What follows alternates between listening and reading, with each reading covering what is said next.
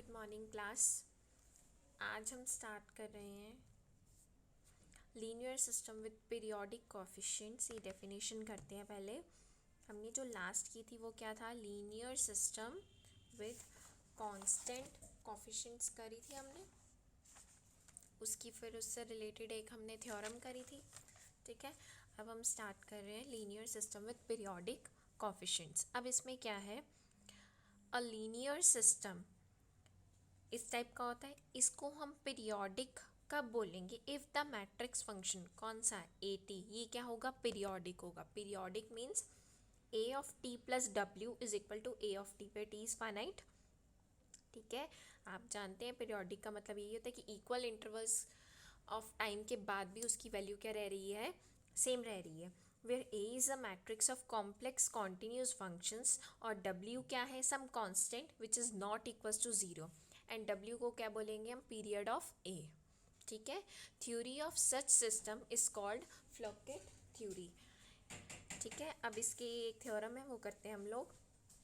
A non zero periodic solution of the system this, यानी कि question number 1 आपको क्या दिया हुआ है, non zero periodic solution of system this of period W exist, यानी कि इसका होमोजीनियस सिस्टम का पीरियोडिक सॉल्यूशन जिसका पीरियड डब्ल्यू है वो एग्जिस्ट कब करेगा, if and only if E minus E raise to power A W is singular. ये कैसी मैट्रिक्स होगी, सिंगुलर होगी। मतलब आपको बेसिकली हमें क्या करना है, इसका पीरियोडिक सॉल्यूशन एग्जिस्ट कराने के लिए इसको सिंगुलर प्रूफ करना है। If and only if case है, ई क्या है, आइडेंटिटी मैट्रिक्स है।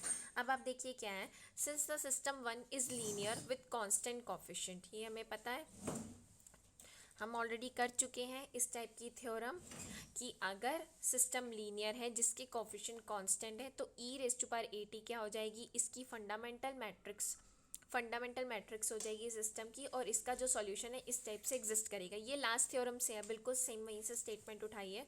अब देखो एक्स टी पीरियोडिक होगा विद पीरियड डब्ल्यू, कब होगा, इफ़ एंड ओनली इफ़ ये कंडीशन होल्ड करेगी।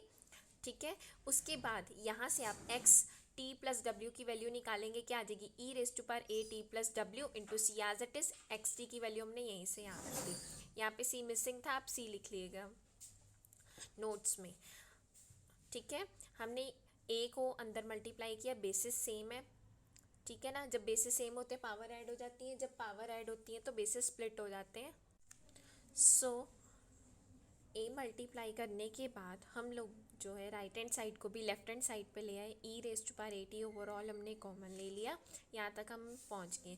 क्योंकि E raise to power A T क्या है, फंडामेंटल मैट्रिक्स है, और उसकी कंडीशन होती है कि इसका डिटर्मिनेंट क्या है, नॉन ज़ीरो है।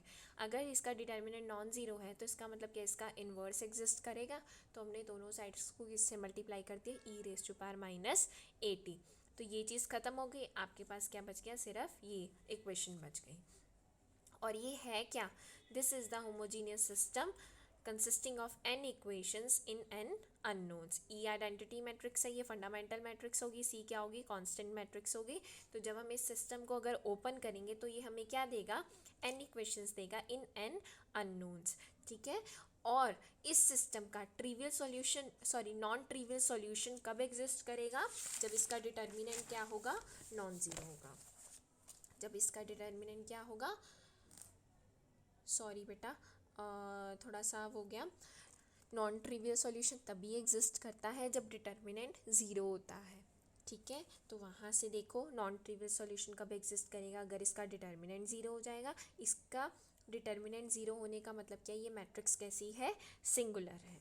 ठीक है, इसी के साथ ये थ्योरम ख़त्म होती है। नेक्स्ट थ्योरम पे चलते हैं हम लोग। Let f of t and a of t be periodic functions of period w. The solution of non-homogeneous linear system is periodic if and only if x of 0 is equal to x of w. अब हमने कौन सा system consider करना है, non homogeneous linear system consider करना है।